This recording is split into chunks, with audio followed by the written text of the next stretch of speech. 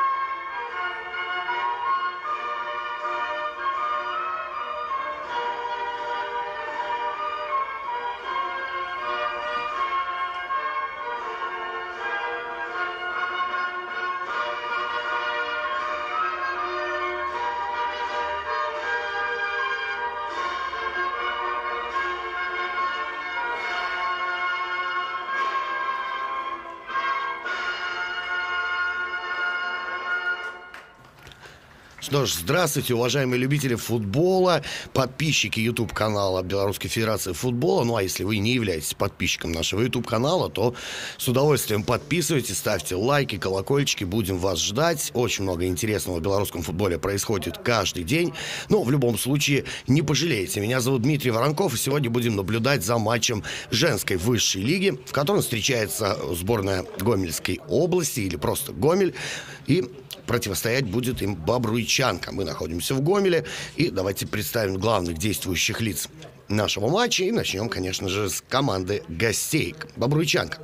В воротах Анна Бондаренко, первый номер, она же капитан команды. Оксана Шпак, 5-я.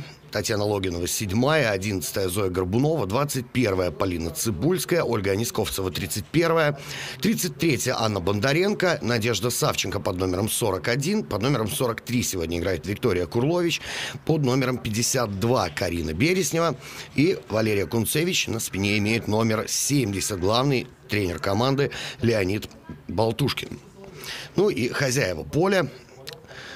Гомель, сборная Гомельской области. Анна Кушнерова, она же вратарь, она же капитан, и она же имеет на своей футболке номер 9, несвойственный, конечно же, для вратаря, но так бывает. Мария Павлова под номером 4, Яна Тихонова, 5-я, Валерия Неберова, 10-я, Татьяна Пружина под номером 12, Карина Таранова, 13-я, Валерия Селицкая играет под номером 14, Кристина Гавриловец, номер 15, Арина Живнова под номером 20, Ангелина Курбатова, 22-я, Валерия Сеско, 23-я, главный тренер команды Эдуард Деминковец. Встречу обслуживает бригада арбитров во главе с Ильей Шелегом из Минска. Помогают ему Татьяна Даньковская из Гродно. Анастасия Олещенко также представляет столицу. 4-й судья Егор Дремезов, инспектор матча Дмитрий Доля. Как я уже говорил, меня зовут Дмитрий Воронков. Сегодня эту встречу комментировать для вас постараюсь интересно, весело и информативно. Итак, свисток прозвучал. Все, внимание на матч. Гомель-Бобруйчанка. Бобруйские футболистки завладевают мячом.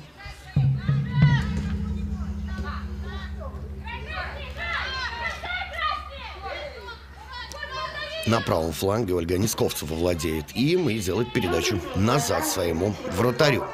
Анна Бондаренко, 2005 года рождения, совсем молодая девушка. Несложно догадаться и посчитать, сколько ей лет. 18. Что касается диспозиции команд перед этим матчем, соответственно, и Гомель, и Бобруйчанка находятся внизу турнирной таблицы, соответственно, на 9 и 10 местах из 11. Да вот только разница в очках очень большая, конкретно 15 очков разделяют эти команды. Бобруйчанка на 9 месте имеет 17 очков после 21 матча.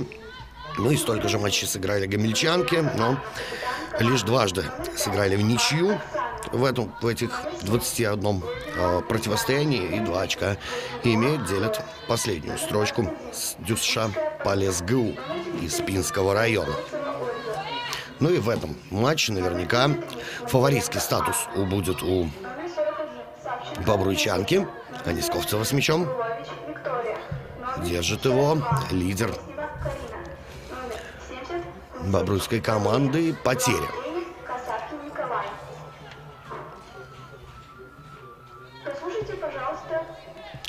Аут в пользу бобруйской команды. Ну, пока у нас никаких опасностей нету. Цибульская поставила корпус, но мяч потеряла все же. Гомельчанки владеют мячом в центре поля. Передача на левый фланг. Неточный пас. Хороший пас вперед. Но не очень расчетливый, хотя Ольга Анисковцева здесь могла забивать, если бы, конечно, до мяча достала, но здесь вряд ли бы это произошло. В этом эпизоде продолжают бобруйские футболистки владеть мячом на чужой половине поля. Цибульская отдает на партнершу. Пас вперед, неточный, и гомельские защитники выбивают его за центр поля и дальше за его пределы. Аут.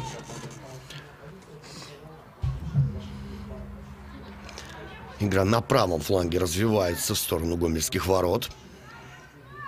Хорошая передача. Здесь может быть обострение. Но пас-центр не сложился, не сработал у бобруйской атаки.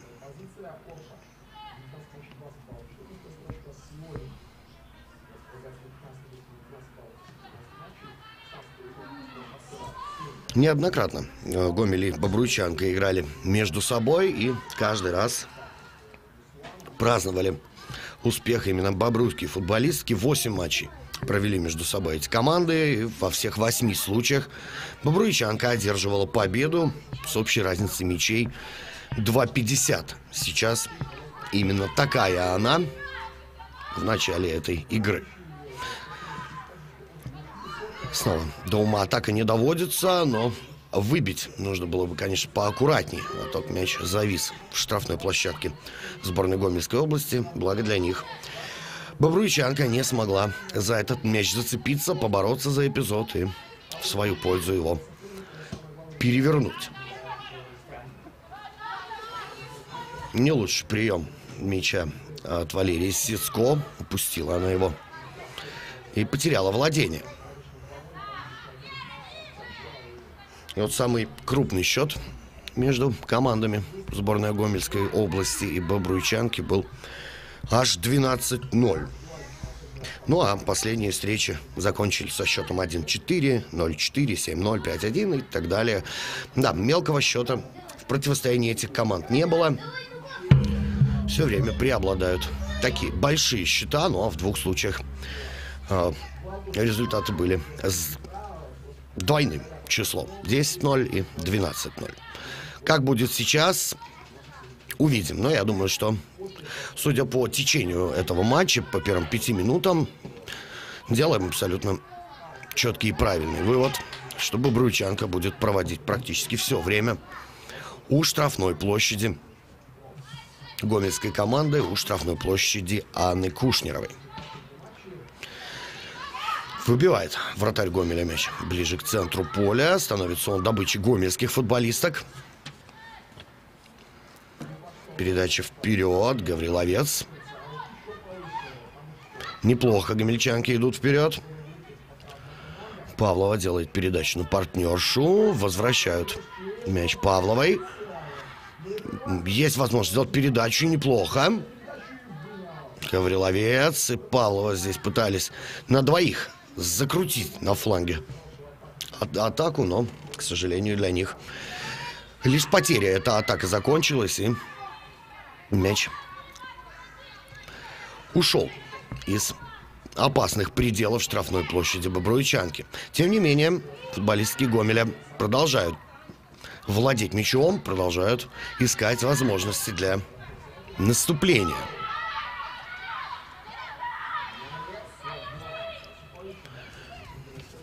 Расчетливо. В обороне действуют бобруйские футболистки. Шпак. Передача в центр. Анисковцева.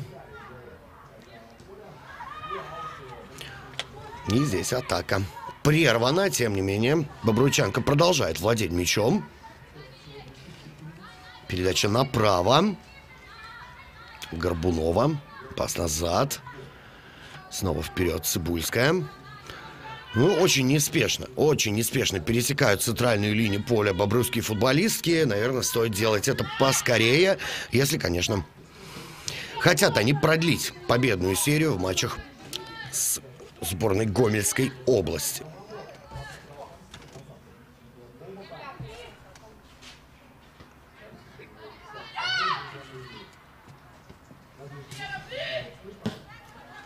Шпак отправляет мяч на правый фланг. Не долетает до партнерши он. Выбивают гомельские футболистки его. Тем не менее, подбор за бобруйчанкой. Ну, а здесь здорово в отборе играет гомельская футболистка. Конкретно это, если я правильно увидел, Арина Живнова. 20-й номер команды. Береснева. На Цибульскую и дальше направо.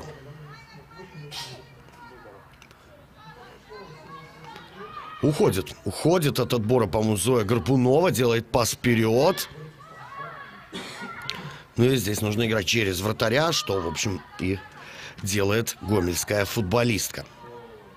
Продолжается затяжная атака бобруйчанки. Ставит корпус Живнова.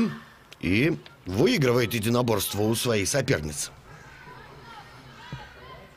Идут вперед гомельчанки. Передача неточная. Ну, сказал я громко. Идут вперед. Просто сделали движение в противоположную от своих ворот сторону. Навес. Здесь может быть удар. Нет, удар не состоялся. Зоя Горбунова была в опасной близости от чужой штрафной. Навесная передача и в полном порядке Анна Кушнерова. Голкипер и капитан Гомеля. Напоминаю.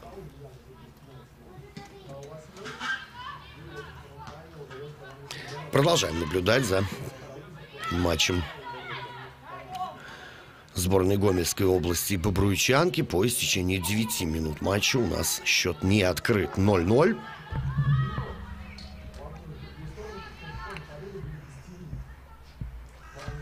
Ну и, откровенно говоря, моментов для взятия ворот мы пока тоже совсем не видели. Что касается формы команд к этому матчу, то сборная Гомельской области вообще не испытывала радости побед в этом сезоне. Лишь 2 ничьи при всех остальных поражениях у подопечных Эдуарда Деменковца. Ну и вот как раз ничья случилась 12 августа, не так давно, в поединке с ДЮСШ Полесгу. Как раз той самой командой, которая имеет одинаковое количество очков с гомельчанками, лишь 2. А это удар по воротам Кушнеровой, наносила его Цибульская. Справилась вратарь гомельчанок, справилась спокойно, легко и без паники. Забрала мяч в руки. Еще подождала, пока подбегут к ней нападающие, и зафиксировала четко его в своих нежных, но натренированных, безусловно, ручках. Еще одна атака бобруйчанки. Анисковцева до мяча не добирается. Тем не менее, продолжается атака. Нет, Цибульская не завладевает мячом. Гомельчанки могут убежать в контратаку. Может быть, очень интересно. Неплохой вираж закладывала футболистка Гомеля, но стреножили ее защитники бобруйчанки. Ну и отмечаем, наверное, что вот тот удар по воротам Кушнеровой был первым в этом матче ударом в створ ворот в исполнении обеих команд. Цибульская. Неточная передача налево, и снова гомельчанки имеют шанс убежать в контратаку, но видим мы, что минимум 3 футболистки бобруйчанки остаются на своей половине поля при организации атаки, поэтому очень трудно что-то сделать. На этот раз Валерия Сиско здесь старалась в одиночку всех обыграть, но не все так здорово получилось, как, наверное, Валерия планировала. Мяч на левом фланге гомельской атаки. Неплохо. 1 в 1 была обыграна футболистка, но далеко мяч отпустила гомельчанка. А вот здесь контратака в исполнении бобруйчанки. Передача направо. Весьма неплохо. Пас-сегмент штрафной площади, но здесь никого из футболисток в желто-черной форме не было. А Несковцева владеет мячом, выиграла силовое единоборство у соперницы и восстановила контроль над мячом для своей команды. Цибульская, хорошая передача направо. А Несковцева, удар по воротам. Кушнерова спасает, но очень неуверенно, конечно. Голкипер гомельчанок сейчас сыграла, могла вполне запустить себе за шиворот этот мяч. От собственных же рук он мог улететь, благо ушел он мимо ворот, и не успела добить его туда Карина Береснева. Это первый угловой в нашем матче. Не этот удар от ворот, прошу прощения. Все же Карина Береснева последняя коснулась мяча, поэтому и справедливо Илья Шелик назначил удар от ворот. Бондаренко. Не часто видим мы ее в этом матче. Еще пока совсем в работу не вступала. Ну а вот бобруйчанка начинает атаковать, начинает уже потихонечку пристреливаться к воротам Кушнеровой. И уже вот дважды мяч в створ ворот направлялся. Правда, пока для бобруйчанки безуспешно. Здесь может быть интересная атака. Передача. А Несковцева, обводящие удары. Кушнерова с большим трудом спасает ворота. Удар был не сильный, но очень точный. Такой по обводящей траектории. Вот можем полюбоваться повтором этого эпизода. Кушнерова очень прицельно пробивала. Ну а Несковцева, конечно, пробивала, а Кушнерова ногой парировала эту угрозу. Не стала прыгать за этим мячом. Лишь оказалась в нужной точке и спокойно мяч отбила. 15-я минута у нас идет в игре. Гомель-Бобруйчанка 0-0. Ну и отмечаем, что преимущество гостевой команды растет как грибы после дождя. Передача вперед. Отыгрыш своему вратарю. И Кушнерова как полевой игрок. Но никак такое не забудешь. Нельзя, стоя в воротах, конечно, забывать о том, что ты играешь в поле. И, как говорят, убивать в себе полевого футболиста. Ну, а Кушнерова настоящий универсал. Видим мы, и в поле может сыграть, и в ворота встать при необходимости. Так что в обойме у Деменковца вот такой вот алмазик. Продолжает Бобруйчанка наседать на гомельские ворота. Несковцева. И тут Береснева на острие атаки, но снова мяч в руки забирает капитан гомельской команды. Вот она крупным планом несколько мгновений назад была на экранах ваших гаджетов. Уходит мяч за боковую линию. Кстати, нечастое явление в этом матче. Если наблюдаете за перипетиями женской высшей лиги, то можете, кстати, сделать вывод о том, что мяч в аут уходит довольно часто у команд и дробится на такие вайны. Как будто мы смотрим ТикТок и 10-15 секундные видео, которые прерываются на свисток арбитра и начинаются снова из-за боковой линии. Вот здесь пока ситуация отличная от типичной. Редко мяч попадает в аут, но это в первую очередь благодаря тому, что Бобруйчанкин все время владеет и нету особенной борьбы за этот мяч между командами. А если она и есть, то вот она здесь, в центре поля, на подступах к штрафной Кушнеровой. Анисковцева. Передачу назад делает, не рискует Шпак. И пас направо. Здесь Цибульская с мячом. Хорошая передача. И снова Цибульская вполне могла в такую стенку сыграть с партнершами. Нет, не вышло. Тем не менее, продолжает команда из Могилевской области владеть мячом. Береснева. Направо. Кричат «бей». Ну и, может быть, увидим мы удар. Нет, не увидели, к сожалению, от Надежды Савченко этого удара.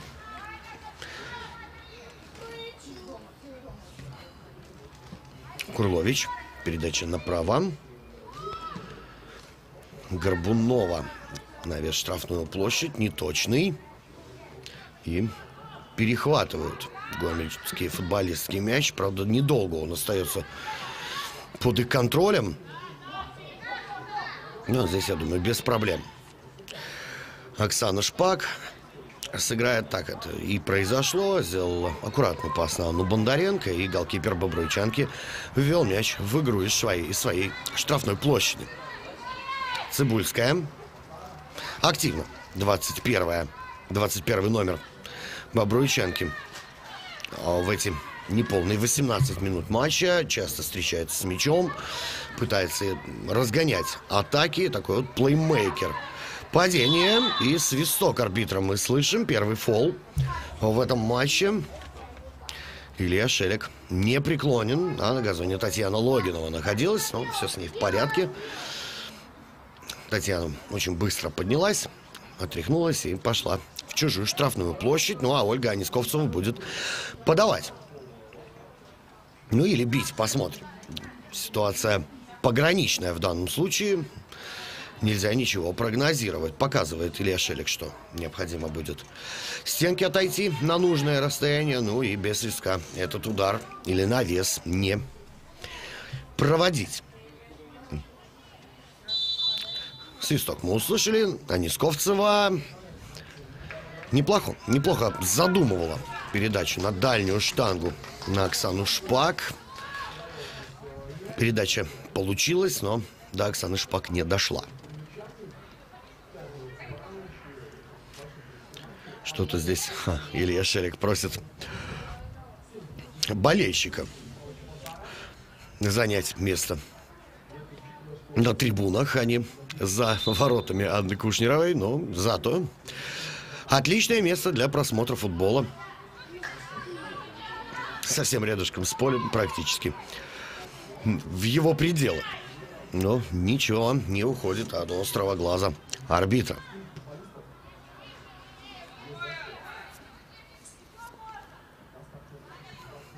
«20 минут команды сыграли. Гомель-Бобруйчанка 0-0. Продолжаем смотреть на попытки Бобруйчанки открыть счет в этом матче. Может быть, получится в этот раз. Анисковцева столкнулась с собственной партнершей Ольга. Ну и вот сокрушилась по этому поводу. Тем не менее, атака продолжается, сокрушаться некогда. Логинова, потеря мяча. Гомель вбегает в контратаку. Ну, здесь внимательно работает Виктория Курлович. Нейтрализует угрозу и отправляет мяч за боковую, давая возможность своим партнершам перестроиться, вернуться в оборону, занять нужные позиции и, как мне кажется, очень быстро мяч перехватить. Так, собственно говоря, это и происходит. А вот и нет. И все же происходит, да. 3-4 касаний, как правило, Бобруйчанке хватает для того, чтобы мяч под свой контроль забрать. Логинова играет в стенку с партнершей. Логинова. Передача прострельная во вратарскую. И здесь внимательно действует Карина Таранова и отправляет мяч за лицевую линию. Это будет угловой. Это уже точно угловой. Никаких сомнений здесь быть не может. Но если только вдруг Никаких вдруг.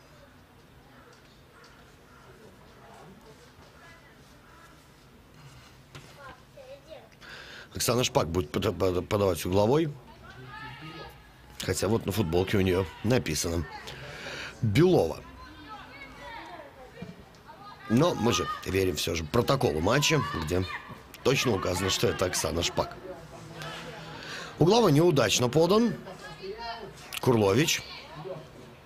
Передача вперед. Здорово, интересно. Цибульская обыгрывает партнера. Обыгрывает соперницу, конечно, отдает на партнершу. Это Анисковцева. Никакой опасности здесь пока мы не видим. Может быть, увидим сейчас. Удар поворотом прямо в руки Кушнеровой. Отправила мяч Анна Бондаренко. Да, две Анны Бондаренко у нас играют за Бобруйчанку. Одна в воротах, а другая вот в поле. Кстати, обе девушки 2005 года рождения. Разница у них лишь 7 месяцев. В марте родилась вратарь Бобруйчанки. Ну а другая Анна Бондаренко в декабре. Пас вперед. Идет Бобруйчанка в атаку. Левым флангом Береснева. Передача назад на Цибульскую. Цибульская ищет партнера передачи. Не находит. Возвращается к ней мяч. Береснева. И передача в штрафную площадь. Насквозь. Но партнерша там эта передача не нашла.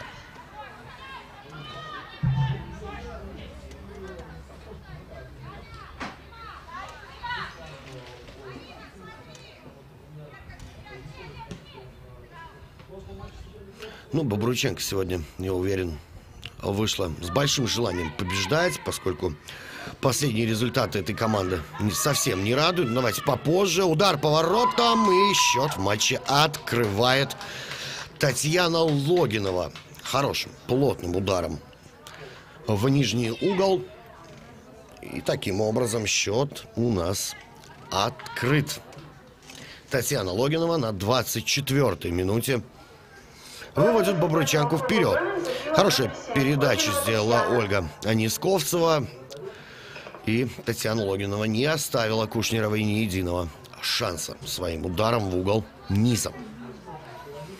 Ну и вот под мои слова о том, что с большими ожиданиями в этот матч проводит Бобруйчанка, вот под мои слова забивает. И это здорово, потому что с забитыми мячами все у Бобруйчанки в последних, скажем так, 6 матчах было очень и очень грустно.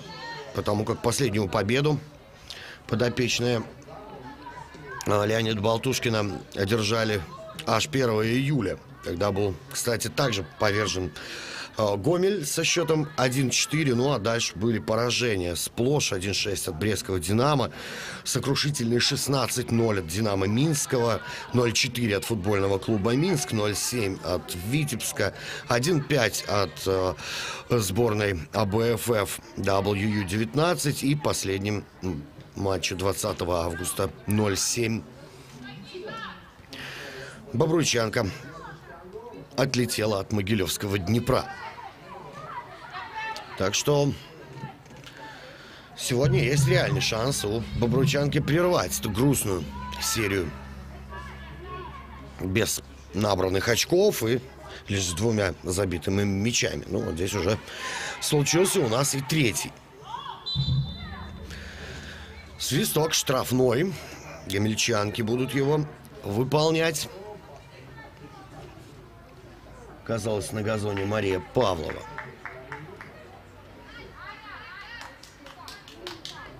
Ну, а выполнить штрафной намеревается Валерия Неберова.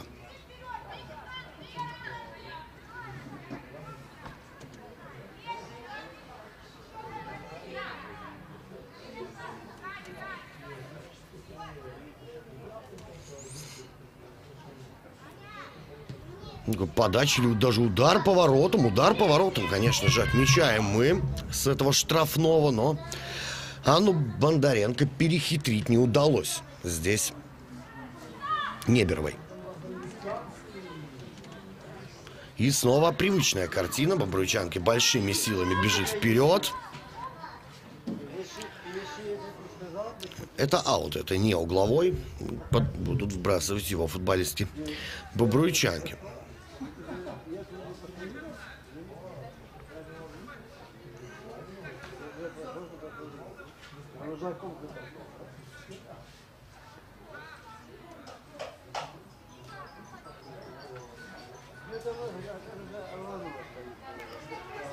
Логинова делает передачу на Цибульскую. Цибульская уже в штрафной. Передача. И мяч перехватывают футболистки Гомеля. Выбивают его из своей штрафной площади. Тем не менее, продолжается бобруйская атака. И вот сейчас совсем в никуда полетел этот мяч. Это значит, что продолжит Ольга Нисковцева атаку уже с левого фланга. Береснева взяла мяч в руки, а Нисковцева отправилась туда, на подступы к штрафной площадке, чтобы уже непосредственно обострять оттуда. Нисковцева получает мяч, принимает его спокойно и отдает назад на Оксану Шпак. Заброс на Логинову. Но здесь Логинова оказалась в окружении 3 соперниц. Тем не менее, мяч умудрилась сохранить и точную передачу сделать. Зажигают свечку футболистка Бобруйчанки, которая, в общем, никакой опасности для Кушнировой не несла.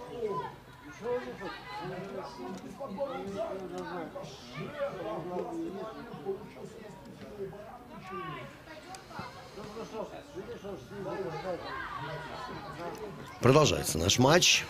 Гомельчанки идут в редкую атаку, ну и атака это ни к чему не приводит. Потеря и, соответственно, мяч у соперниц. 0-1, напомню, счет у нас на 24-й минуте. Татьяна Логинова забила пока единственный мяч. Береснева в борьбе выигрывает владение для своей команды. Бондаренко теряет мяч. Надо отбирать, быстро отбирать бобруйчанки его. Не получается быстро. Бегут в атаку футболистки Гомеля, но Валерия Селицкая делает неточную передачу. Тем не менее, возвращается мяч гомельчанкам. Подарком на подарок ответили бобруйские футболистки. Но вот теперь совсем передача неточная. И защитницы в желто-черной форме начинают свою атаку. Береснева. Передача на Цибульскую. Хороший заброс.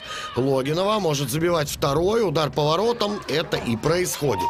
Татьяна Логинова на 30-й минуте оформляет дубль. Счет становится 2-0. Ну вот, посыпались у нас голы в матче. Отмечаем классную передачу Цибульской на Логинову. И практически с того же места Татьяна Логинова отправляет мяч в ворота Анны Кушнировой. Также вот отсюда, также низом и также точно в угол, как и в первом случае. 2-0 таким образом у нас. Ну и видим радость Татьяны Логиновой и Анны Бондаренко. Мяч на центре поля. Снова гомельчанки разводят его оттуда.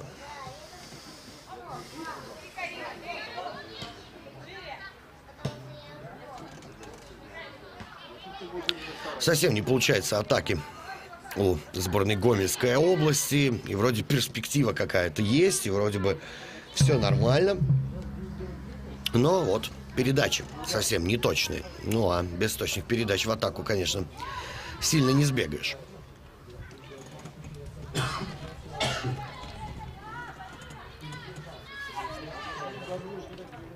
Долго-долго Валерия Кунцевич владела мячом. Ну вот как смело Оксана Шпак на ложном замахе убрала нападающую Гомеля и сделала точную передачу.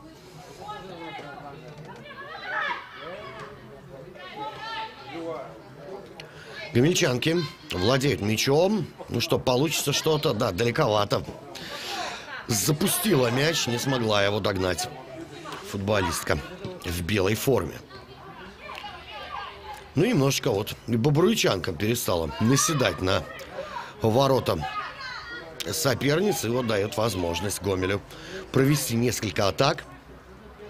Ну, правда, ни одна из них до удара по воротам Бондаренко так и не дошла. Ну и по течению этого матча не скажу, что уверен я, что дойдет. Но, хотя все может быть, в конце концов, бобруйчанки — это не Динамо БГУФК и не футбольный клуб Минск. И эти девушки тоже способны и совершить ошибку, способны и пропустить. Тем более, что вот как раз в прошлом матче противостояния Гомеля и бобруйчанки счет был не сухим. Напомню, 1-4 тогда закончили девушки.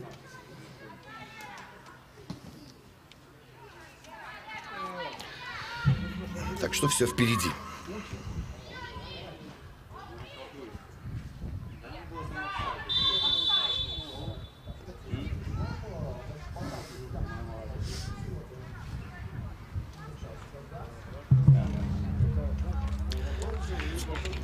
Свисток Ильи Шелега мы все прекрасно слышали. Остановка игры. Ну и здесь бобруйчанка будет выполнять стандарт.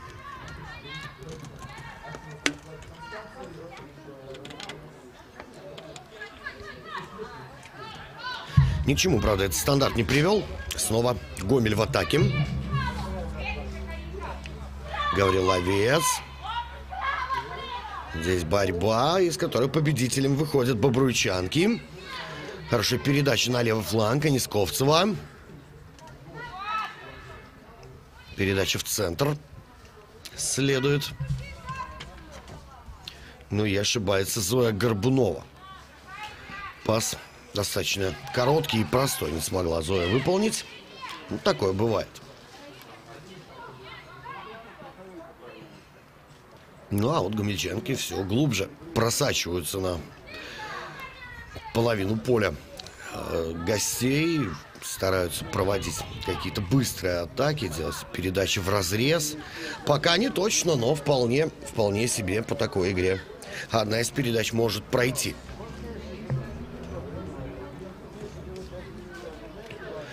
Ну, а пока наблюдаем атаку бобруйчанки. Цибульская. Логинова. Снова с правого фланга напрягает оборону гомельчанок. И вот здесь срезался мяч у Логиновой с ноги. Тем не менее, не вышел за пределы поля. Логинова так уже отвернулась, махнула рукой на эпизод. Ну, а мяч за пределы поля не ушел. Анисковцева. Снова Анисковцева неудобно было принимать. В лицо мяч попал. Неприятно это, конечно. Тем не менее, игра продолжается. Здесь повода для свистка нету. Гомельчанки в очередную попытку атаки устремляются. Но здесь такие передачи делать не нужно. Если, конечно, вы не играете в поддавки. Не дорожат мячом в атаке гомельчанки от слова совсем. Но, собственно, бобруйчанка тоже. Не сказать, что все свои моменты реализуют прям на раз-два. С другой стороны, два уже мяча попало в ворота Кушнеровой. И, может быть, сейчас попадет и третий. Логинова. Береснева. Теряет мяч. 1-1 гомельскую защитницу не прошла Береснева. Это нарушение правил, конечно же. 52-й номер бобруйчанки не права. Придерживала здесь рукой соперницу.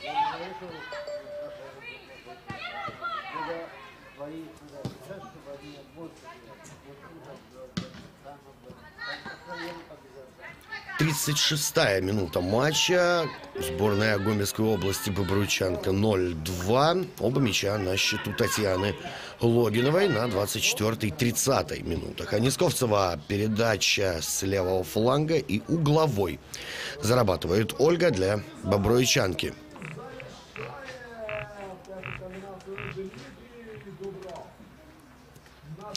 Угловой. Понаблюдаем, как с этим стандартом справятся девушки из Бобруйска. Ну и посмотрим, смогут ли нейтрализовать угрозу, если она, конечно, поступит, защитницы Гомеля. Пока с нейтрализацией лучше, чем с атакой у гомельчанок. Ну а в защите бобруйчанку мы сегодня еще не видели. То есть видели, но эта защита была такая очень-очень простая. Кушнерова неудачно выбила мяч. Тем не менее, опасности здесь и сейчас не привезла. И аут. Выбили мяч гомельчанки из своей штрафной площади. Переснева. Передача назад. И снова вперед. На этот раз не точно. 4 футболистки Гомеля вроде как собирались бежать в атаку, но одной передачей назад все это устремление сошло на нет.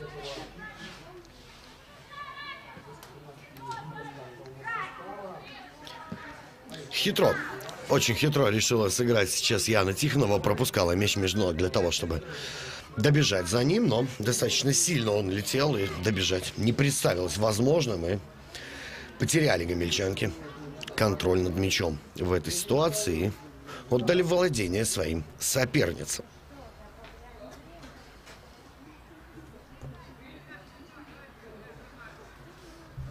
Аут будут вбрасывать футболистки в желто-черном комплекте формы. Такие пчелки. Продолжается атака бобруйчанки. Анисковцева бьет, но удар не сильный. И, как следствие, легкая добыча для вратаря и капитана Гомеля Анны Кушнеровой.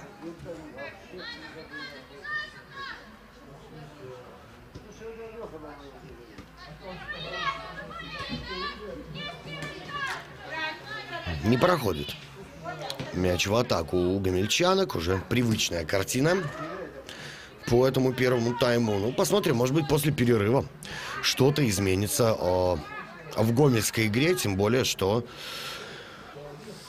много футболисток могут усилить игру Гомеля, выйдя со скамейки. Чего не скажешь о бобруйчанке, где на скамеечке всего один игрок. Один, представляете? Вот такие проблемы с составом на этот матч у бобруйчанки. Но, тем не менее, команда выигрывает. Ну, и тяжело им совсем придется в концовке матча, подозреваю я. Особенно, если в составе Гомеля выйдут, например, 5 свежих футболисток. Ну, а Леониду Болтушкину лишь одного человека будет возможно заменить. Анисковцева. Хотя, с другой стороны, к этому времени счет может быть уже такой, что пару мячей пропустить будет не страшно.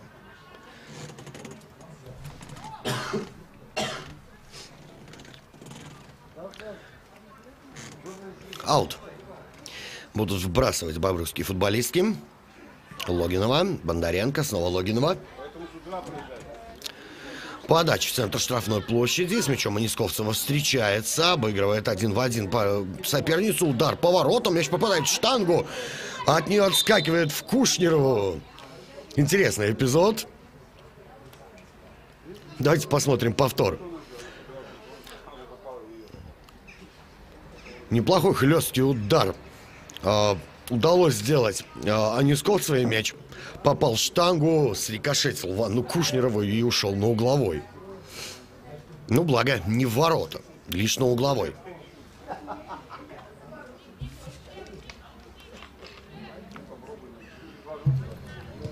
Снова подают его бобруйчанки. Снова в опасной близости от ворот мяч пролетел, но никого из бобруйских футболисток для того, чтобы замкнуть эту передачу, не нашел.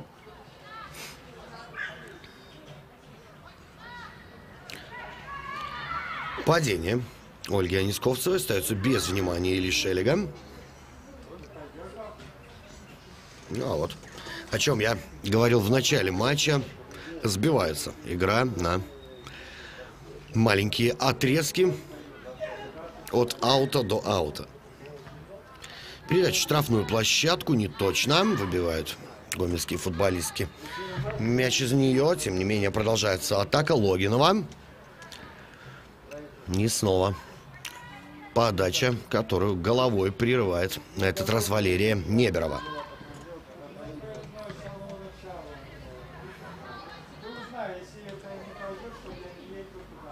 Ну, пока не проходят передачу в штрафную площадь.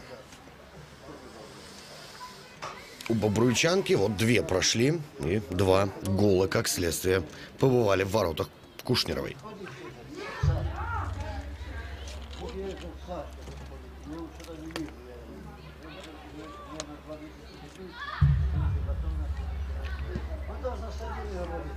Очередная атака бобруйчанки. Наблюдаем ее по центру. Анисковцева. Неточный пас на Логинову.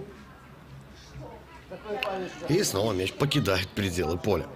Но благо быстро вводят его футболистки бобруйчанки. Ничего не ждут.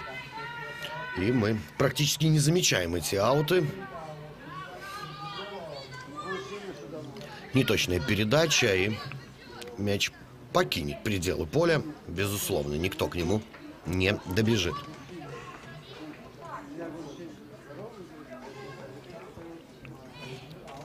Вбросила Береснева на своего вратаря. Ну, чтобы немножечко подвигалась. Хотел сказать, погрелась, но понимаем мы, что почти 30-градусная жара у нас. И тяжело и так. Ну вот, чтоб жизнь малиной не казалась, как говорится. Ай-яй-яй. Но ничего страшного, Анна Бондаренко упустила. Не смогла принять мяч. Тут скользнул под ее ногой за боковую. Ну и сразу же услышали мы в интершуме: ничего, Аня, играй. Подбодрили партнеры. Ну, это мотивирует и стимулирует для больших успехов на поле. Когда есть поддержка от партнеров, от тренерского штаба. Вбрасывает из аута Татьяна Пружина, но вбросила она не точно. Хорошая передача на Логинова. Ну что, будет 3-й гол, будет хитрик. Нет, не получился удар у Логиновой. Здорово накрыли ее защитники. Ну а, прям скажем, момент был голевой. Если бы, конечно, смогла Логинова пробить поворот.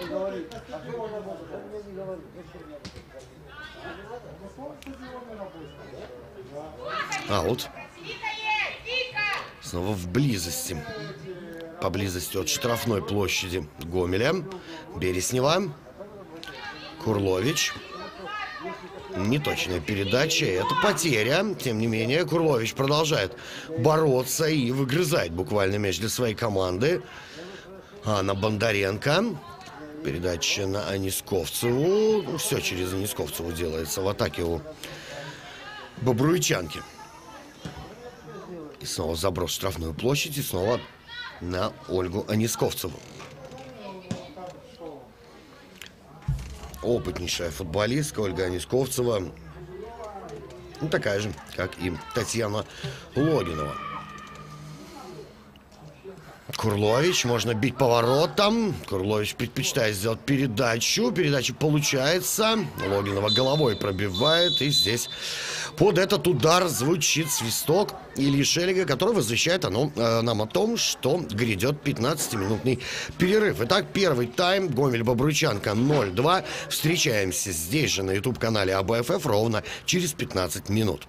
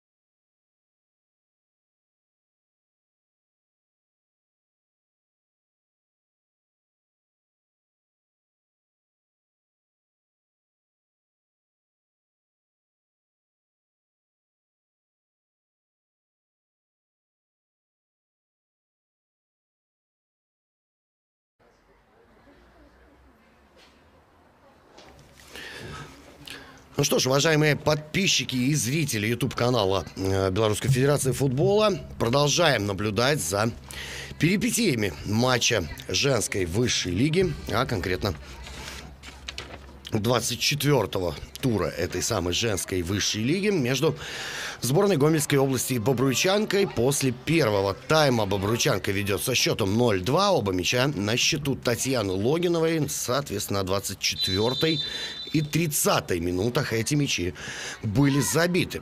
Так, свисток арбитра, и второй тайм начался. Погнали. Составы команд напомню вам, если вдруг вы забыли. Гомель, ворота капитан команды Анна Кушнерова под номером 9, 4-я Мария Павлова, 5-я Яна Тихонова, 10-я Валерия Неберова, Татьяна Пружина 12-я, Карина Таранова 13-я, Валерия Селицкая играет под номером 14-м, 15-я Кристина Гавриловец, Арина Живнова 20-я, 22-й номер, простите, Ангелина Курбатова, и 23-й Валерия Сицко, главный тренер команды Эдуард Деменковец. Ну и состав Бобруйчанки. Анна Бондаренко в воротах, она же капитан команды, 1-й номер, 5-я Оксана Шпак, 7-я Татьяна Логинова. Напомню, именно она 2 мяча забила в первом тайме. Зоя Горбунова 11-я, Полина Цибульская 21-я, Ольга Несковцева 31-я. Еще одна Анна Бондаренко играет под номером 33, 41-я Надежда Савченко, 43-я Виктория Курлович, 52-я Карина Береснева, 70-я Валерия Кунцевич, главный тренер команды Леонид Балтушкин.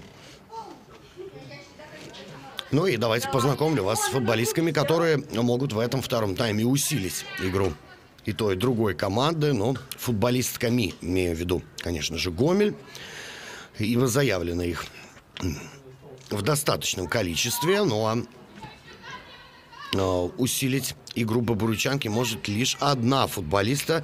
Футболистка — это Ксения Похлёстова, 29-й номер у нее на футболке. Что же касается Гомеля, то в воротах здесь под 8-м номером Вероника Кузьминцова, Ангелина Мякина 11-я, Юлия Бакун под номером 16-й, Анна Реут 19-я, 21-я Инесса Шульга, 24-я Екатерина Захаренко, Диана Колтович 25-я, Ольга Гаврук 30-я, Елизавета Пигунова под номером 44. Вот эти футболистки вполне могут выйти на замену. Но не все, конечно. Ну, а мы наблюдаем второй тайм. И второй тайм начинается с атак гомельской команды.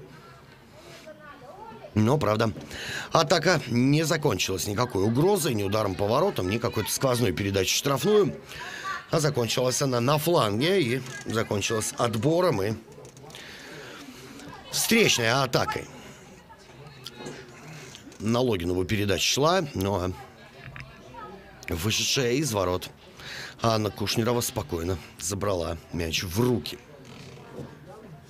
Встречу обслуживает судейская бригада во главе с Ильей Шелегом из Минска. Помогают ему Татьяна Даньковская из Гродно и Анастасия Лещенко, также представляющая Минск.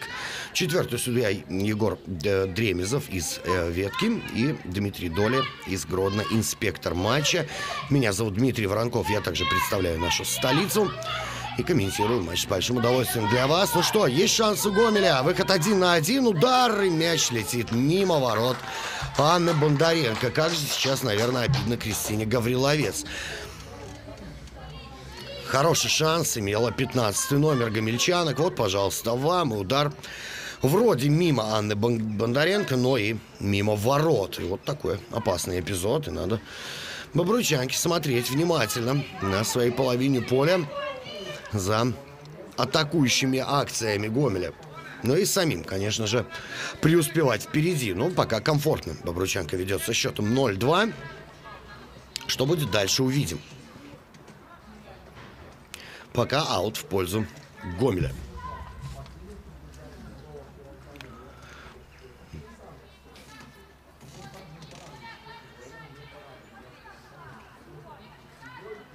Вбрасывают гомельчанки мяч из аута. Далеко, но и не очень точно, тем не менее. Подопечные Деменковца продолжали какое-то время владеть мячом, пока его окончательно не потеряли. Бондаренко, та, которая вратарь, делает короткий пас на партнершу, ну а вот Последующая дальняя передача казалась неточной. Тем не менее, Логинова с мячом все же встретилась. Горбунова. Передач на Нисковцеву. Нисковцева справа. Не уходит от прессинга защитницы Гомеля Карины Тарановой. И там на угловой отправляет мяч. Очередное стандартное положение для бобруйчанки. Бежит подавать Оксана Шпак. Видели мы в первом тайме. Именно она передачи с угла поля выполняла. Ничего, за перерыв не изменилось. Так же, как и прежде, Оксана Шпак будет выполнять подачу с угла поля. Подает Шпак, мяч летит в направлении ворот. Здесь суматоха, будет ли удар? Нет, удара не последовало. Отбиваются гомельчанки и бежит в контратаку. Снова Гавриловец, но здесь один в поле не воин, как говорят. И это не как раз не Гавриловец. Да, Гавриловец 15 номер, безусловно.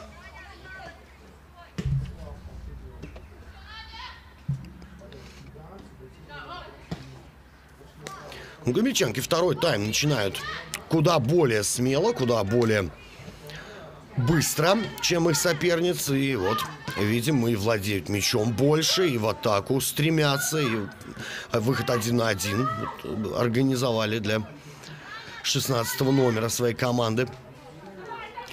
А это атака бобруйчанки. Логинова, передача неточная. Прямо в руки Кушнеровой мяч прилетает. 52-я минута игры. Гомель, бобруйчанка 0-2. Напомню, в первом тайме на 24-й и 30-й минутах отличилась Татьяна Логинова, дважды забив практически из одной и той же точки в штрафной площади своих соперников, чуть правее угла вратарской, и оба удара в дальний и нижний угол оказались точными.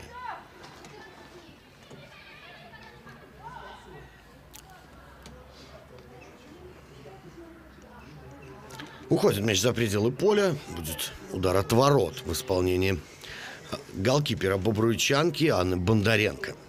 Напомню, 18 лет всего этой девушке, а уже капитан своего клуба. Достойно.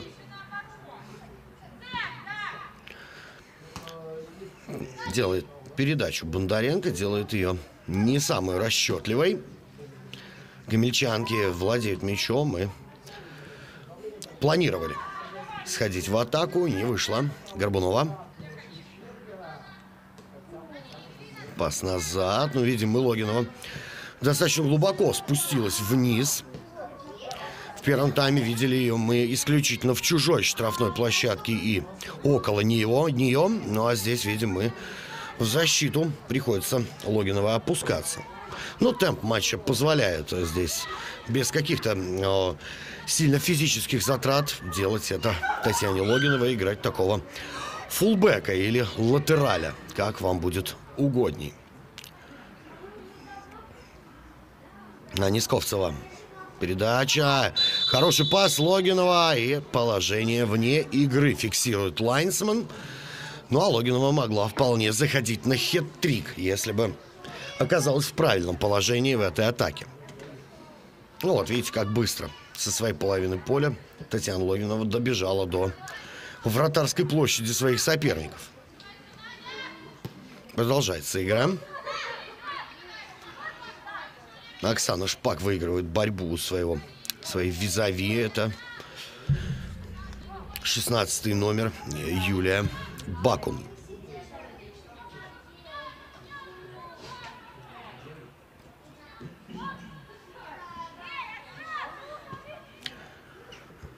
Снова заброс и снова заброс. А забросом этим ищут футболистки бобруйчанки Логинову, которая вот раз забивалась в этом матче. Ну и в этот раз не нашли Татьяну Логинову этой передачи партнеры. Бакун. Короткая передача на Павлову и потеря. Потеря мяча гомельскими футболистками. А Нисковцева заигралась. А Нисковцева мяч передержала и, как следствие, его потеряла. Идут в атаку футболистки в белой форме. Гавриловец делает передачу назад. Заброс к штрафной площади соперников. И здесь Мария Павлова очень-очень старалась догнать этот мяч, но вышедшая из ворот Анна Бондаренко спокойно забрала его в руки.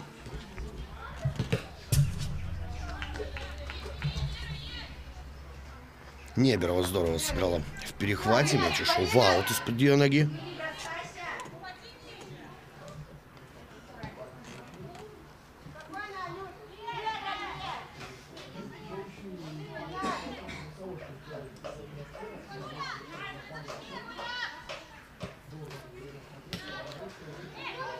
Продолжается игра в центре поля. Такая борьба. Борьба больше за инициативу, поскольку игра подравнялась во втором тайме. Гомельчанки уже так глубоко в оборону не садятся. При первой же возможности стараются организовать атаку. Ну и матч начал, конечно, смотреться поинтереснее. Другой вопрос, насколько сил хватит и тем, и другим. Это фол на газоне Логинова. Штрафной. Опасный, кстати, достаточно будет. Так вот, закончу мысль. Другой вопрос, хватит ли физических сил командам для того, чтобы поддерживать хотя бы вот такой темп все 90 минут. Пока же у нас 56 минут прошло в матче Гомель-Бобруйчанка. Напомню, счет для тех, кто, может быть, только сейчас подключился к нашей трансляции на YouTube-канале АБФФ. 0-2. Бобруйчанка выигрывает. Оба мяча были забиты в первом тайме. Ну, а в этом втором тайме гомельчанки куда смелее действуют. Павлова сохраняет контроль над мячом передачей назад. Ну и заброс к чужой штрафной, а там совсем уж никого нету. Нерасчетливая передача. Надо быть в этом отношении поаккуратней. Тарановой. Снова 13-й номер с мячом. Выделяется антропометрией. Таранова высоченная футболистка. По сравнению с ней все остальные партнеры и соперники просто лилипуты. И вот такой Гулливер в центре обороны Гомеля.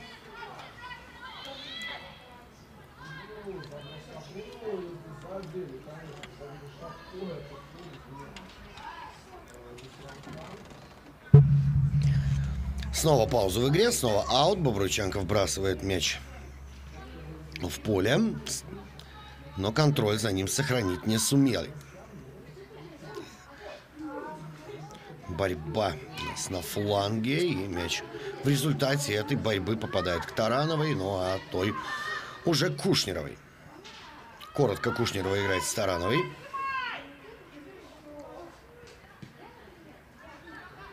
Нет, не вышел. Мяч показалось. Все же вышел. Да. Вышел, и в пользу Гомеля этот аут будет.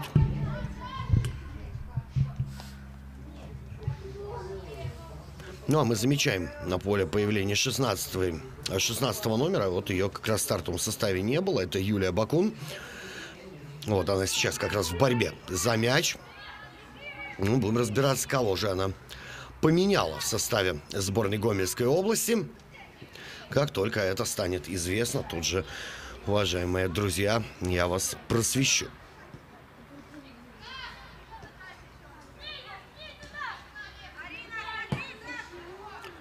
Снова подача в центр штрафной площади Гомеля.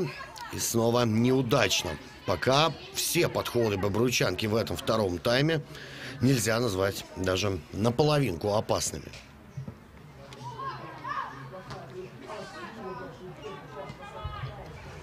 Может быть, вот этот подход окажется успешным. Позиционная атака бобруйчанки.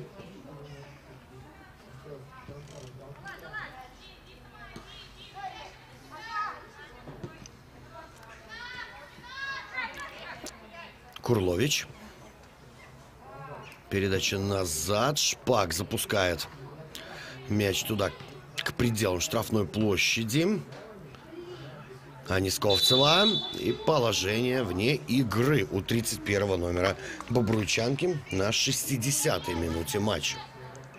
Полчаса командам осталось играть. Делаем из этого простой вывод. А здесь может быть перехват от Бобруйчанки. Этот перехват случается. 3 футболистки штрафной площади Гомеля. Но передачу сделать не удалось. По-моему, Цибульская здесь заработала лишь угловой для своей команды, а могла вполне себе организовать и 3-й гол в ворота гомельчанок.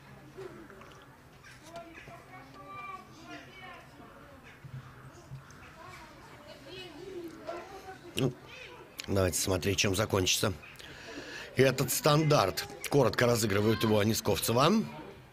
Получает обратную передачу. Уходит от партнерш, от соперницы. Удар по воротам.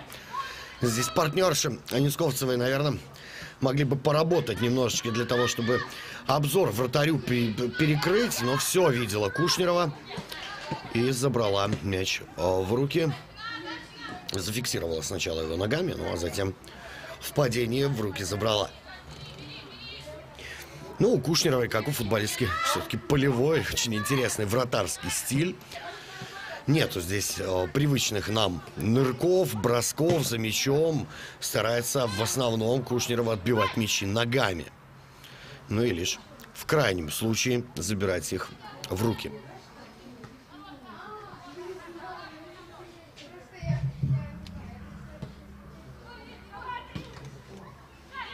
Не получается вынести мяч у гомельчанок. Что-то вот сломалось с креативом, с атакующей игрой у дружины Деменковца. Ну, может быть, под мои слова сейчас все и восстановится. Но не в этой атаке, прямо скажем. Хотя аут в пользу Гомеля. Павлова этот аут заработала для своих одноклубниц. Бакун. Ну, здесь рассталась с мячом Юлия Бакун и рассталась с владением. Тем не менее, вернули себе мяч под контроль гомельчанки. Здесь 1 в 1.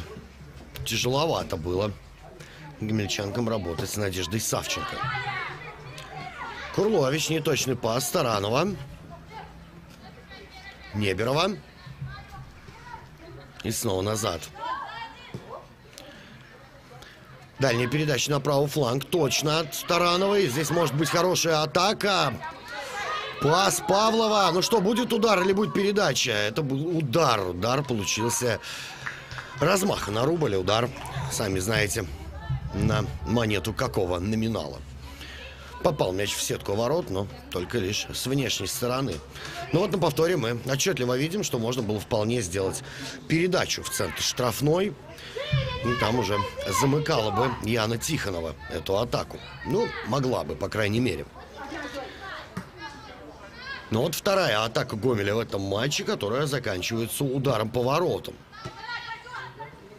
А это атака Бобруйчанки, очень перспективная. Логинова обгоняют Логинову. Таранова и мяч забирает под контроль. Стараются накрывать гомельских защитниц. Бобруйчанка сразу на чужой половине поля. Получается не очень, но тем не менее. Бакун. Гомель идет вперед.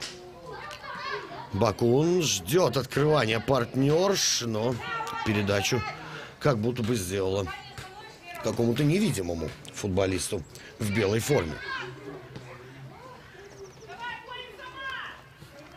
Небольшими силами девушки идут в атаке, и Бобруйчанка вот максимум 4 задействует в атакующих действиях. Ну, понятное дело, с течением матча силы физические команду покидают. Ну, благо, для Бобруйчанки счет достаточно комфортный. Заброс в штрафную площадь. Не, ну, здесь ничего страшного для Анны Кушнеровой не планировалось и не предрекало ничего. Собственно, ничего и не случилось. Курлович снова отправляет в атаку Бобруйчанку. Пас налево. Анисковцева и снова свисток. Это снова офсайд. В 3-й раз уже в офсайд попадают девушки из Бобруйска.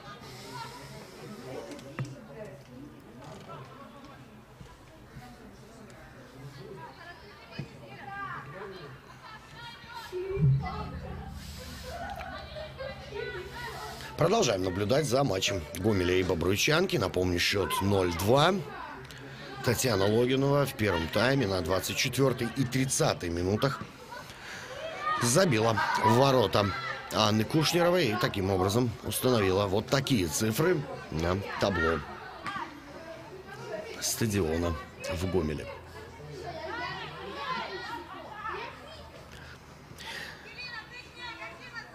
Сегодня состоялись два матча в женской высшей лиге.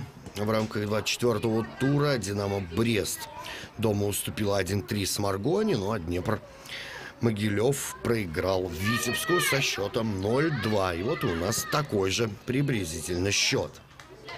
Ну а кроме женской, вовсю шагает тур высшей лиги, в первой лиге. Вот сегодня в высшей лиге Белшина уступила 0-2 Ислачи дома. Ну а мы можем еще сегодня порадоваться футболу в Сморгоне, где местная Сморгонь принимает Славию, и Динамо Брест выясняет отношения со Слуцком. Это сегодня. Вот. А завтра Гомель сыграет с Шахтером, ну а РЦОР БГУ в Борисове примет Неман.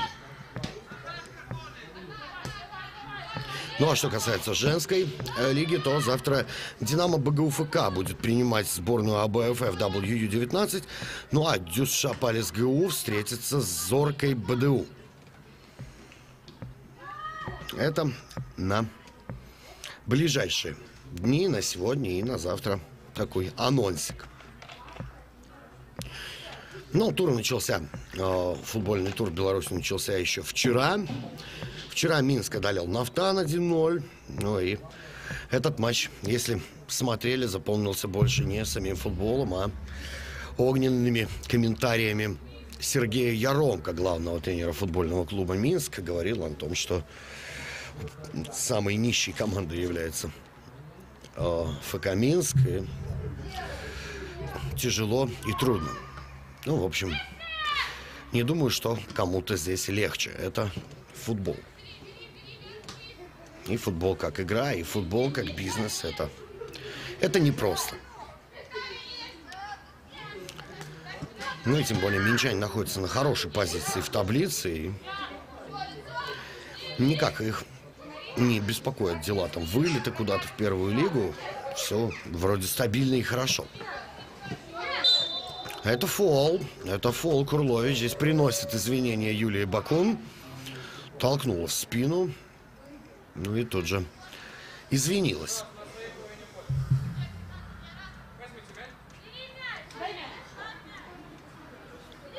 Ну что, болбоя не разобрались, с какой стороны нужно подать мяч футболистке из сборной Гомельской области Арина Живнова. Далеко забрасывает мяч на партнершу, но здесь в борьбе мяч уходит в аут.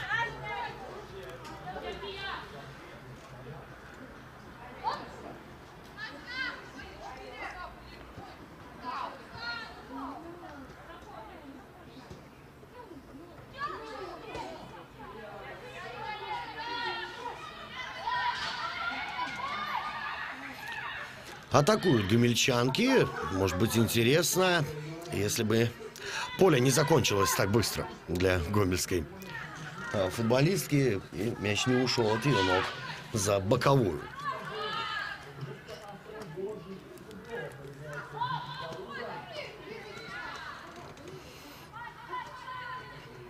Бобрученко в обороне играет очень спокойно, не допускает ошибок. Но вот здесь выбить нормально не получилось, и Ане Бондаренко приходится выходить из ворот, мяч забирать. Ну и вот напихивает, как говорят на футбольном сленге, своим защитницам Анна Бондаренко, и говорит о том, что играть нужно либо просто, либо быть абсолютно уверенной в том, что передача перед своей штрафной площадкой будет точная.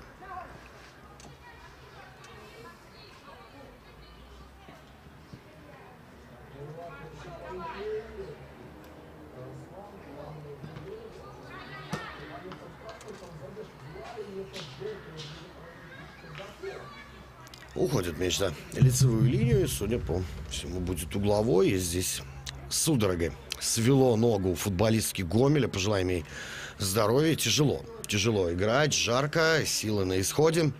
как пели группа «Корни» и «Кровоточат раны». Но это уже не про футбол, это уже про вокал.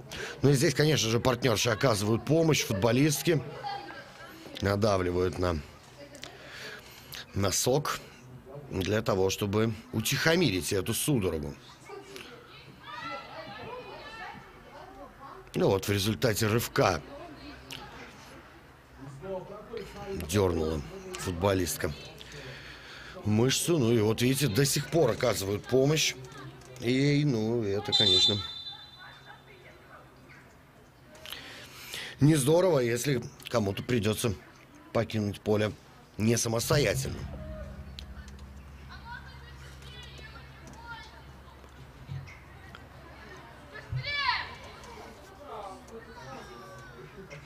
Общаются капитан емельчанок Анна Кушнерова с арбитром, ну и проводит необходимые процедуры для своей партнерши. Ну, вроде бы все в порядке. И Яна Тихонова встает. Ну, посмотрим, сможет ли она продолжить матч. Искренне надеюсь, что сможет. Хотя вот не без помощи покидает сейчас Яна Тихонова поле. Татьяна Пружина по-товарищески помогает ей подняться на ноги и покинуть пределы поля для того, чтобы возобновилась игра.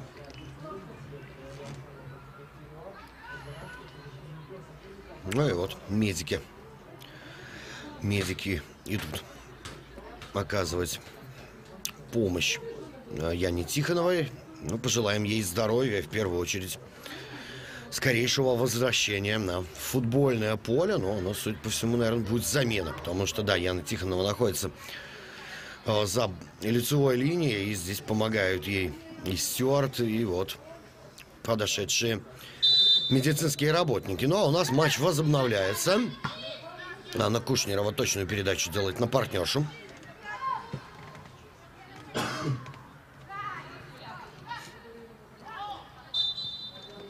Свисток, это штрафной. 72-я минута у нас заканчивается в нашем матче. Гомель-Бобруйчанка, счет 0-2. Ну и не думаю, что увидим мы здесь еще россыпь забитых мячей и супермоментов, потому как устают футболистки, уже темп очень и очень низкий нашего матча. С трудом и те, и другие организовывать свои атакующие действия.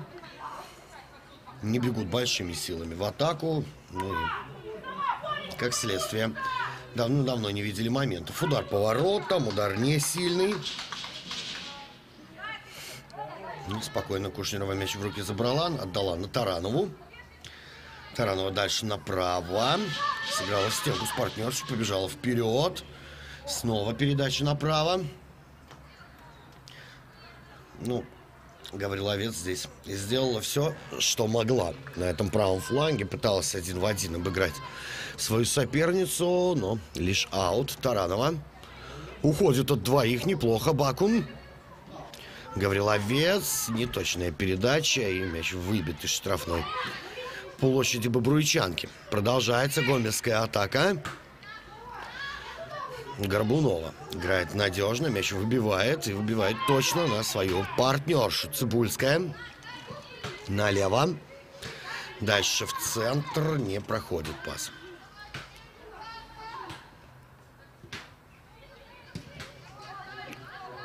Неточная передача гомельской футболистки приводит к тому, что в одно касание, практически как наотмашь, выбивает Бобруйченко мяч поближе к чужой штрафной, завладевает контролем над мячом. Цибульская проходит по правому флангу одну, отдает на Анисковцеву. Анисковцева на Логинову. Перехватывает в последний момент передачу футболистка Гомеля. Продолжается атака. Логинова с ударом по воротам. Мяч летит выше крыши. Причем в буквальном смысле этого слова. Ударился мяч в крышу строения за воротами и улетел куда-то далеко. Удар от ворот Кушнерова будет выполнять сама. Отправляет мяч ближе к центру поля. Точно на партнершу, но подводит прием гомельской футболистки. И чуть было не запустили опасную атаку этой ошибкой гомельчанки. Нет, не достанет этот мяч Татьяна Логинова, хотя попыталась.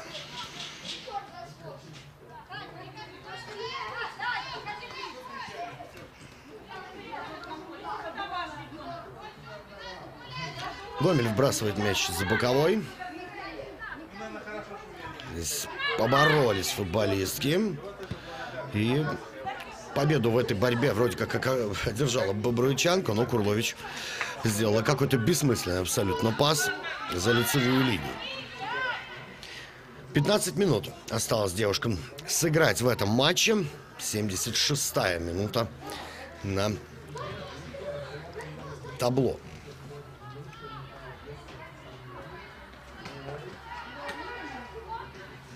Мяч в середине поля, но под контролем у гостей. Неплохо, Цибульская. Хорошая передача. И здесь Нисковцева не смогла к этому мячу подобраться. Никак. Неплохой подход. Отмечаем его. Как один из, кстати, очень редких во втором тайме подходов к воротам Гомеля. Во втором тайме Гомель играет очень-очень недурно по сравнению с бобруйчанкой. И в атаке показались несколько раз достаточно перспективно, но и в обороне ошибаются мало. Может быть опасно. Таранова здесь выскакивала на рандеву с Бондаренко, но успели защитницы бобруйчанки в последний момент, в последнее мгновение сделать так, чтобы Таранова до мяча не добралась первой.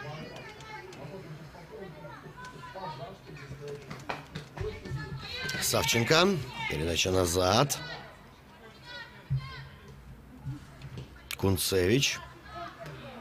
Цибульская.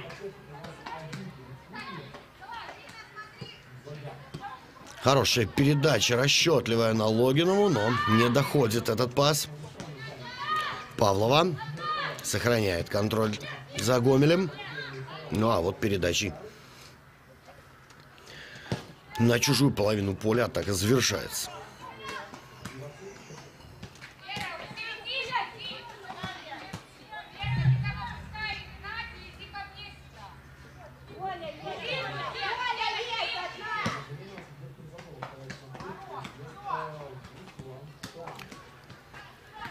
Ну а женский футбол, тур женского футбола продолжится в следующую пятницу. Минск примет Брестское «Динамо», а бобруйчанка сыграет с «Динамо» БГУ ФК. Ну и там понимаем мы, что рассчитывать на что-то бобруйчанке в матче с новоиспеченными обладательницами Кубка страны, чемпионками страны не придется на что-то хорошее вообще надеяться.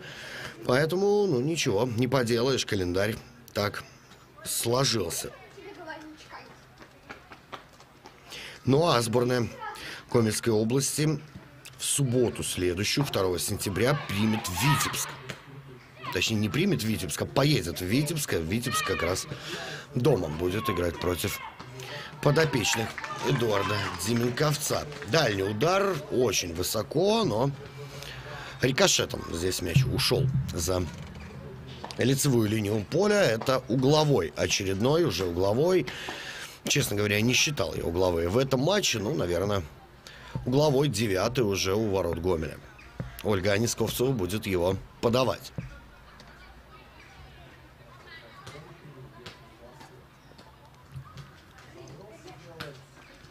Семьдесят 9-я минута матча. Подача не достает до мяча Кушнерова. И здесь свисток. Арбитр прерывает атаку бобруйчанки. Нарушение правил, и это фол. Кушнерова коротко играет с партнершей.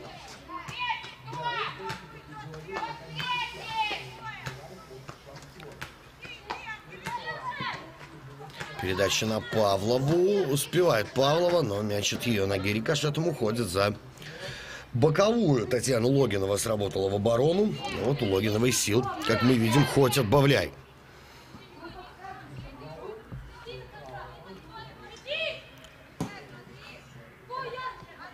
Передача вперед от Оксаны Шпак.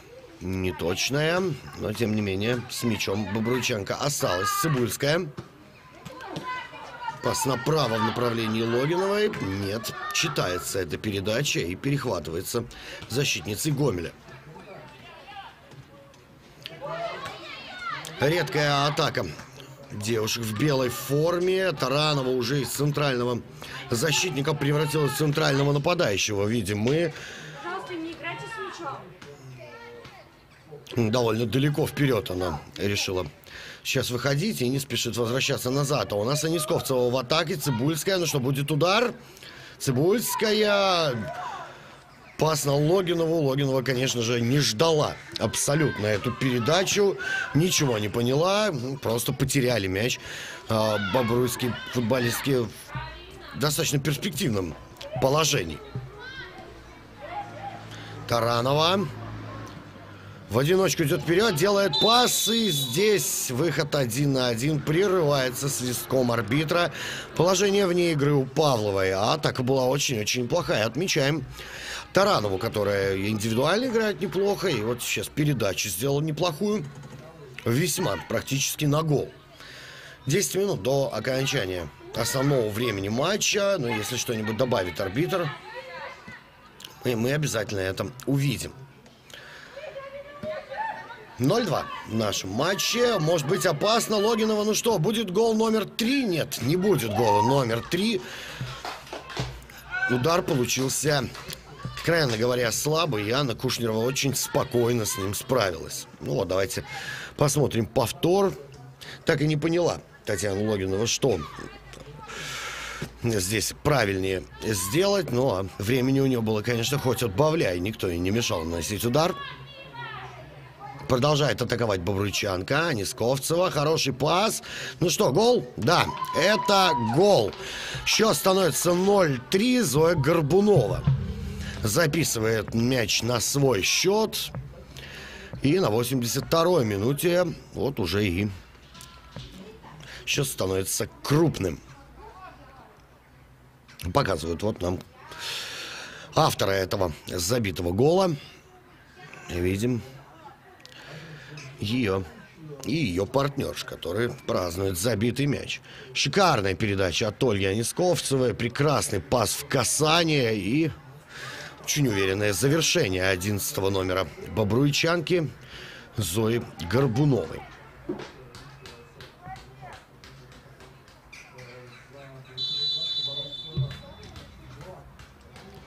Ну вот сработала связка ветеранов бобруйского женского футбола. Ольга Анисковцева и Зоя Горбунова.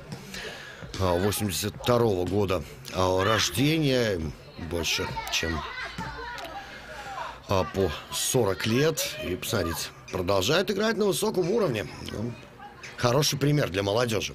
Еще один момент. Ну что, будет все-таки хитрик у Горбуновой? Нет, не будет. У Логиновой, конечно. Хотя момент был сейчас, ну, лучше не придумаешь. Никакого офсайда, и пробивала Логинова, но Кушнерова сработала ногами, снова отвела угрозу от своих ворот. Продолжается наш матч. Гомель с мячом. Таранова. Неберова. Снова Таранова. Пас направо. 10-й номер Гомеля с мячом. Это Валерия Неберова. Уходит от соперницы и попадает под жесткий подкат. Ну и больно здесь 10-му номеру гомельчанок. Свистит Илья Шелик. Нужна помощь 10-му номеру гомельчанок. Это, как я уже и говорил, Валерия Неберова. Ну, жестко в подкате против нее сыграли. Ну, вроде бы все нормально. У Неберова и встает Валерия. И не ковыляя, абсолютно нормально отправляется на свою половину поля.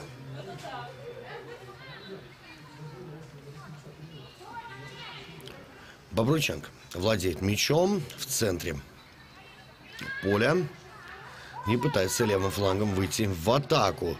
А Несковцева запускает по левому флангу Цибульскую, если я не ошибаюсь. Нет, это Анна Бондаренко, 33-й номер команды. Но здесь лишь аут заработала Анна Бондаренко для своей команды. Вот сейчас Цибульская с мячом могла бы встретиться, но пас из аута получился нерасчетливый. Впрочем, гомельчанки тоже грешат этим браком и вместо того, чтобы выходить в атаку, также пульнули мяч в аут.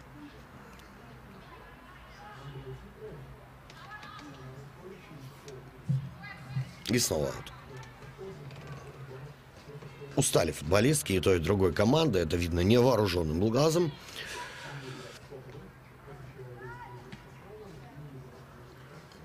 Мяч в штрафной площади. А Несковцева бьет по воротам. Опасный момент. Штангу мяч попадает, но в сетку не залетает. Ну, а сегодня, кстати, Несковцева дважды попадала по каркасу ворот. В первом тайме и вот сейчас. Цибульская навязала борьбу, мяч для своей команды отобрала. Хороший пас Горбунова. Передача налево, там снова Цибульская. Удар по воротам, и счет становится 0-4 на 86-й минуте. Принимает поздравления Полина Цибульская. 21 номер, вот она на ваших экранах. Футболистка сегодня очень неплохой матч провела. Еще одно. Юное, симпатичное лицо. Также 2005 года рождения Полина Цибульская. Также 18 лет ей. И вот, пожалуйста, сегодня забивает и делает счет 0-4. Ну, а гомельчанкам совсем тяжело, и в атаку уже не бежится, и в обороне допускаются ошибки. Встречаем, слышим мы подсказки со скамейки запасных. Неберова против двоих финтит, и выходит победительница из этого противостояния, но вот партнерши подвели, безусловно. Продолжается атака Гомеля. Рваная, с большим количеством потерь, с большим количеством упущенных мячей. Эта атака продолжается.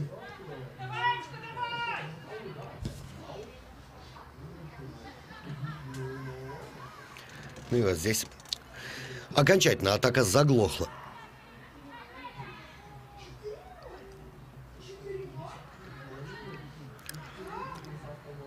Ну и Бобрученко, в общем, не сильно уже летит в атаку. Да, если дают возможность гомельские футболистки проатаковать, то тогда, конечно, пожалуйста, завсегда. Ну а сами футболистки желто-черным, ну, не сильно летят, прям скажем.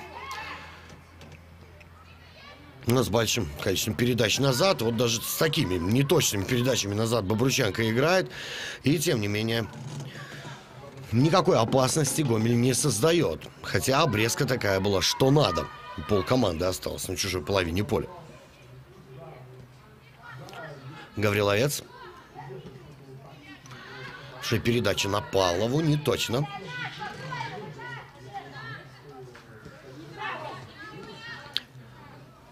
А Несковцева опустилась пониже для того, чтобы атаку начать для своей команды. Логинова не получит мяч. Перехват Павлова и назад.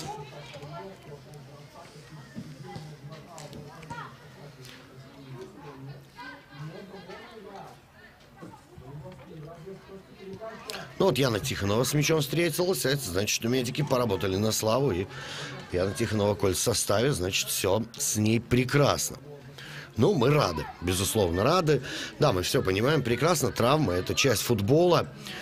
Не бывает такого футболиста или футболистки, кто ни разу не получал каких-либо повреждений. Но, конечно же, все мы хотим, чтобы игроки избегали подобного рода неприятностей для себя.